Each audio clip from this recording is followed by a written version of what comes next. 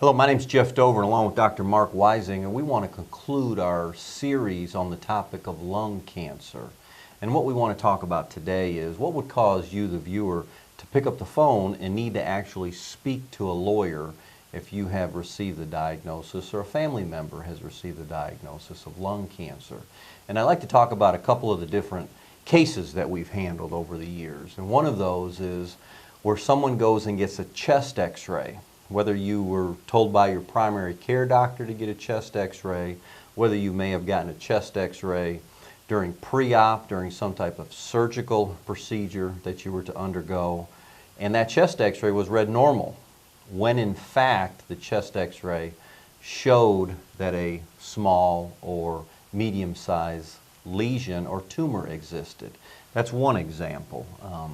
Where you might want to pick up the phone. You were diagnosed with lung cancer and you knew 6 months, 8 months, a year, maybe 2 years earlier, you had had some type of chest x-ray or CT scan.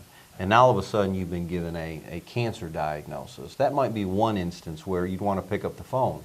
Because had that doctor or medical facility notified you that you had a suspicious finding or a tumor or a lesion on a chest x-ray or CT scan 6 months, 8 months, a year, 2 years earlier, you want to talk to a lawyer, because the key is, had that information been given to you, you may have been able to fight that cancer at a much earlier stage when it was much smaller, and you would have had a much better chance of survival had that diagnosis been made earlier.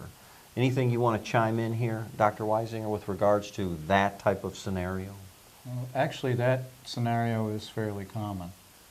Physicians are very, very good, generally speaking, on responding to patients' complaints and looking for disease at early stages. And we're getting better and better, because there are a lot of guidelines and recommendations and a lot of continuing education opportunities for physicians to get better at finding disease as soon as some kind of sign or symptom presents itself.